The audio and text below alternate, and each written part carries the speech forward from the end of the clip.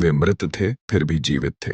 उन्होंने सांस नहीं ली, उन्होंने अपनी आंखें नहीं खोली, उन्होंने बात नहीं की, फिर भी यह 3 शताब्दियों से भी अधिक समय तक जीवित रहा। नहीं, ये कोई परी कथा नहीं है। यह एक चमत्कारी सत्य है। इससे यह सिद्ध होता है कि जो अल्लाह चाहता है वही होता है। जहां लोग मूर्ति पूजा में व्यस्त थे और शासक एक अत्याचारी राजा था, वह कहते थे, मैं ही सब कुछ हूं, हर किसी को मेरे धर्म का पालन करना चाहिए।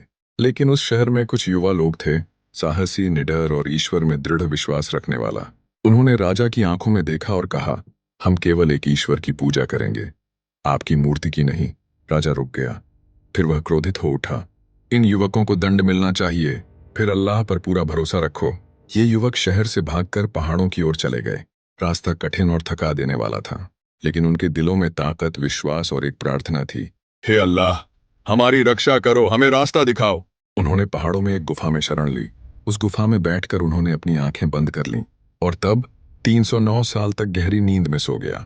जब सूर्य उदय हुआ तो उसका प्रकाश उन तक नहीं पहुंचा। उनके शरीर एक ओर से दूसरी ओर हिल रहे थे, लेकिन कोई नहीं जानता था इस गुफा के अंदर ईश्वर का एक महान संकेत चल रहा है। फिर अचानक से वे जाग गए। एक ने कहा, हम कितनी देर सोए? 1 दिन? नहीं, उससे भी कम। वे भूखे थे।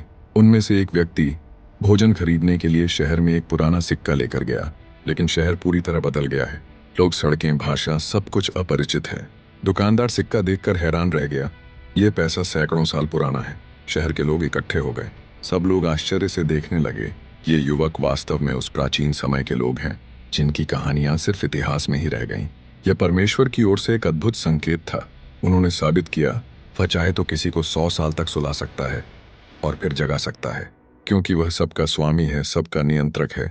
यह गुफा के साथियों की कहानी थी, बहादुर युवकों के एक समूह की कहानी, जिन्होंने सत्य और आस्था के लिए अपनी जान जोखिम में डाल दी, और अल्लाह ने उनके द्वारा एक शाश्वत उदाहरण पैदा किया। इस तरह के और वीडियो पाने के लिए चैनल को सब्सक्राइब करें। अगर आपको वीडियो पसंद आए तो कृपया लाइक, कमेंट और शेयर करें। धन्यवाद।